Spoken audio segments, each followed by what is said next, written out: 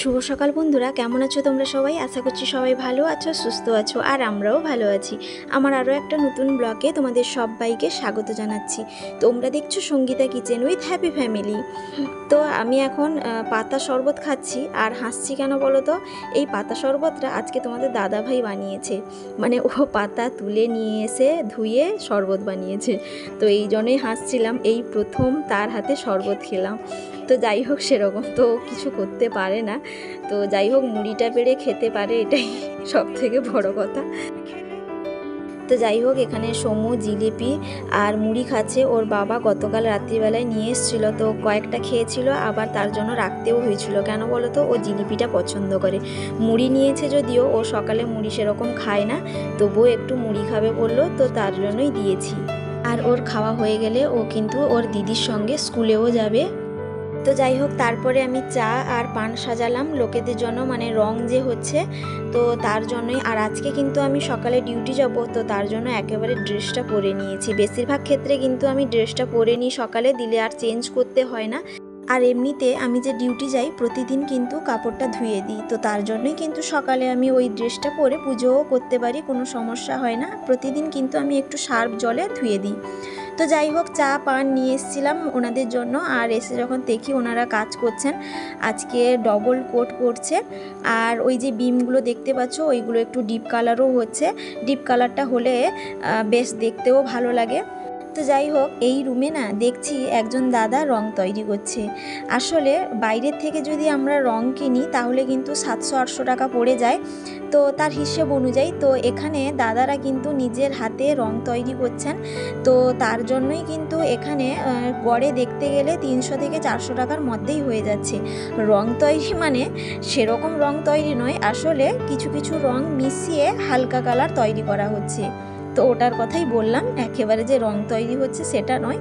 তো যাই হোক, এই রুমটা দেখতে পাচ্ছ এতটা মিষ্টি কালার লাগছে, সে আর কি বলবো। আমাদের তো বেশ ভালো লাগছে। আর জিপসামটা কিন্তু এখনও কালার হয়নি, তো ওটা কালার হবে। ওটাতে না 3 থেকে 4 রকমের কালার দিয়ে কিন্তু তৈরি হবে। তো ওইগুলোতে অ্যাকচুয়ালি বেশি কালার দিয়ে তৈরি করতে হয়, না হলে সেরকম রঙটা ফোটে না, যেহেতু ফুল থাকে, ডিজাইন থাকে, তো তার জন্য। আর এখানে রান্নাঘরে দেখলাম এখনও রং হয়নি। আর বাথরুমটা তো কালকে রং হয়ে গেছিলো, দেখতেই পাচ্ছ ভীষণই একটা মিষ্টি কালার লাগছে, মানে আকাশি রংটা একেবারে হালকা কালারই করা হয়েছে। তো যাই হোক, সব রুমগুলো মোটামুটি একটু দেখিয়ে দিলাম তোমাদেরকে। কেমন লাগছে অবশ্যই কিন্তু কমেন্ট করে জানাবে। আর এই যে সামনে সাদা অংশটা দেখতে পাচ্ছ, ওটা কিন্তু একটু সবুজ কালার করা হবে, ওটা লাস্টের দিকে বললেন করে দেবে। তো যাই হোক, এখন কিন্তু বাড়ি চলে যাব, কারণ আমাকে রান্না করে আবার কিন্তু ডিউটিতে যেতে হবে, তো তার জন্য। আর এখানে অনেকগুলো সাইকেল দেখতে পাচ্ছ, এখানে কিন্তু কোচিং হচ্ছে, মানে আমার হাজব্যান্ডের যে কোচিং আছে ওখানে বাচ্চারা পড়তে এসছে, তো ওদেরই সাইকেল। তো যাই হোক, এখন কিন্তু শুধু যখন তখন বৃষ্টিও হচ্ছে, মেঘলা ওয়েদার, বৃষ্টি ওয়েদার।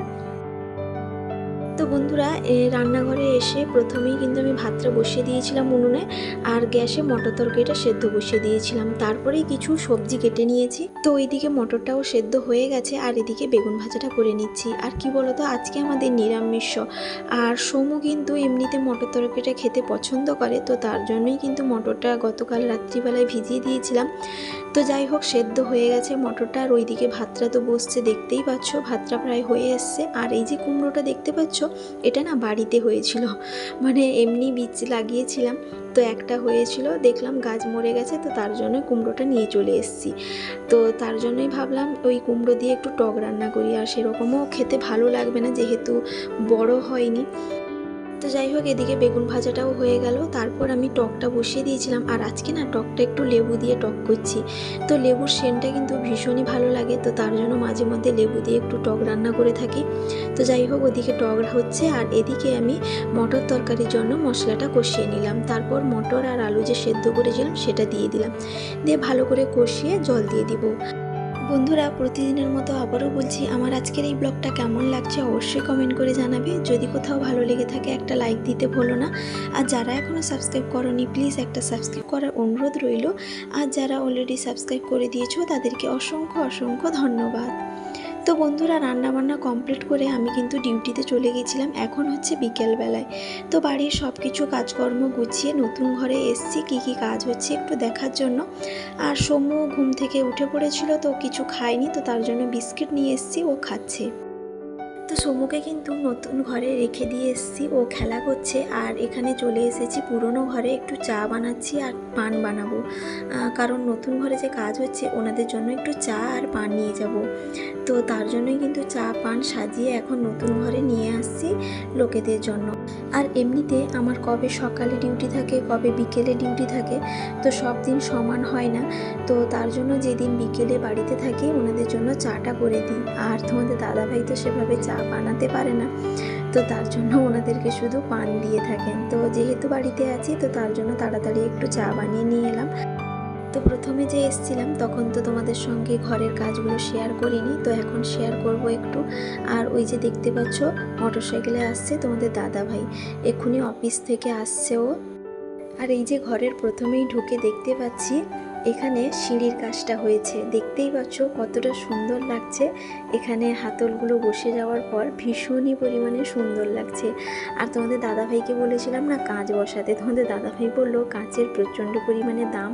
আর এমনিতে তো আমাদের দোতলায় কাজ হয়নি, তো যখন কাজ হবে না তখন প্রচুর পরিমাণে নোংরা হবে। তো তার জন্যই তোমাদের দাদাভাই বললো কাঁচ আর বসানোর দরকার নেই, এমনি প্লেন স্টিলেরই বসিয়ে দেব। তো তার জন্যই কিন্তু স্টিলেরই বসিয়েছে। আর এদিকে দেখতে পাচ্ছ মিস্ত্রিবাবুরা কাজ করছেন, এখানে দরজার কাজ হচ্ছে, মানে বাথরুম আর রান্নাঘরের আজকে দরজা বসছে। আজ 3 বছর ধরে এই ঘরটা তৈরি হচ্ছে। এতদিন পর্যন্ত এতটা কিছু মনে হতো না, এখন সব কিছু কমপ্লিট হওয়ার পর মনে হচ্ছে যেন কবেই এই বাড়িতে আসবো।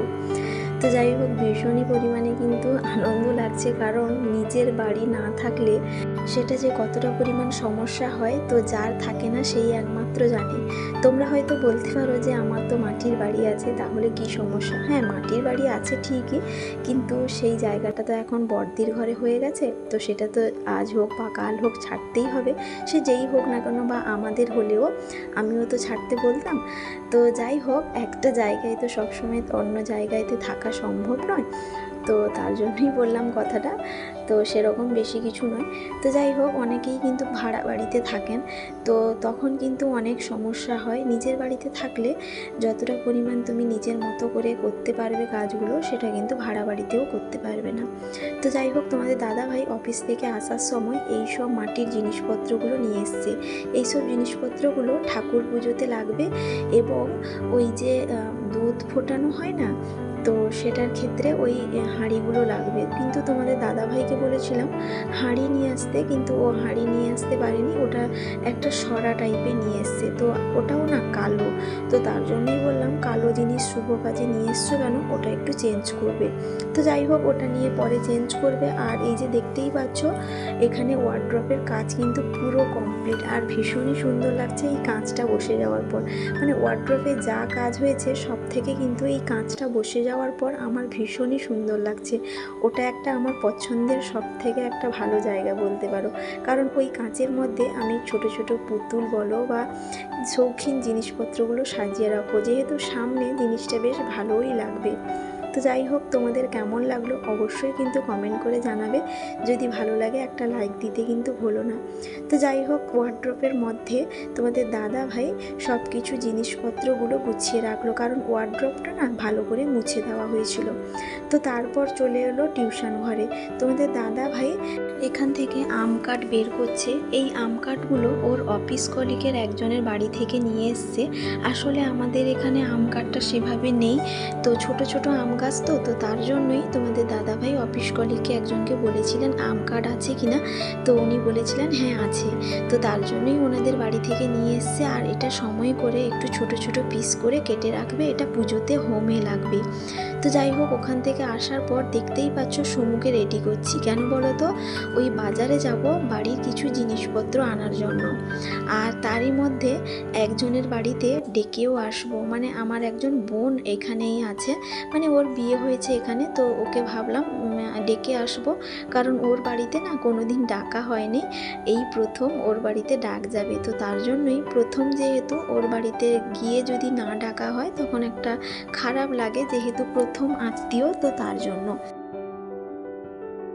তো যাই হোক, ওর বাড়িতে চলে এসেছি। আর সমু বলছে কি আমি ভেতরে ঢুকবো না, কারণ ওর বাড়িতে তো কোনো দিন আসেনি, তো তার জন্যই ভেতরে ঢুকতে একটু সমস্যা হচ্ছিল ওর। তো জোর করে কিন্তু অনেক বোঝানোর পরে ভেতরে এসছে। আর এখানে দেখতেই পাচ্ছ ওদের বাড়িতেও রঙটা ভীষণ সুন্দর করেছে, একেবারে মিষ্টি কালার, একেবারে হালকা কালার, মানে আমাদের যেরকম রং পছন্দ তো ওদেরও সেরকমই হালকা কালার করেছে, ভীষণই সুন্দর লাগছিল। আসলে কোনোদিন এখানে এসে দেখিনিও, এই প্রথম দেখলাম। তো সমু তো আসবে না বলছিল, তো অনেক কষ্ট করে ওকে ভেতরে ঢোকানো হয়েছে। তো তারপর ওকে শরবত দেওয়ার পর একটু শরবতও খাচ্ছে। তো যাই হোক, এখানে পেন্টিংগুলো দেখতেই পাচ্ছ ভীষণ পরিমাণে সুন্দর লাগছে। তো তারপর কিন্তু ওদের বাড়িতে একটু মিষ্টির ব্যবস্থা করেছে। আমি ফোন করে বলেছিলাম যে কিছু করতে না, তবুও কিন্তু মিষ্টি এনে ওরা সাজিয়ে দিয়েছে আমাদেরকে। আসলে আমাদের আজকে নিরামিষ ছিল, তো ওদেরও কিন্তু আজকে নিরামিষ, তো তার জন্যই কিন্তু মিষ্টি দিয়েছে, আর হয়তো না হলে অন্য কিছু ব্যবস্থা করতো। তো যাই হোক, আর আমরা যে এসছি একটু আগেই কিন্তু ওকে ফোন করে বলেছিলাম যে তোর বাড়িতে যাব, তুই কি বাড়িতে আছিস? ও বললো যে হ্যাঁ বাড়িতে আছি। তো যাই হোক, ওখানে কিন্তু তোমাদের দাদা ভাই সবাইকে নেমন্তন্ন করলো, আর আমিও করলাম যে সবাই যেন যাবে বাড়িতে, তো যেভাবে করা হয়। আর এদিকে সমু কিন্তু এতক্ষণ বিরক্ত প্রকাশ করছিল, কিন্তু এখন ওই চিপস প্যাকেট পেয়ে কিন্তু খুব আনন্দ, বসে আরাম করে খাচ্ছে। তো যাই হোক, তারপর বেরিয়ে এলাম বাজারের দিকে, কারণ বাজারে না অনেক কিছু জিনিসপত্র কিনতে হবে, মানে নতুন বাড়ির জন্য ওই বেডশিট বলো, বালিশের ওয়ার বলো বা পর্দা বলো, তো বাড়িতে যেসব জিনিসপত্রগুলো নতুন লাগে, তো তার জন্যই কিন্তু আমি বাজারে বেরিয়ে পড়েছি কেনাকাটা করার জন্য।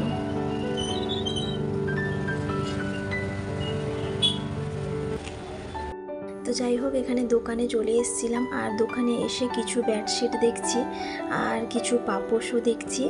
তো অনেকগুলো রুম, তো তার জন্য অনেকগুলো পাপোশ এবং অনেকগুলো বেডশিটও নিতে হবে।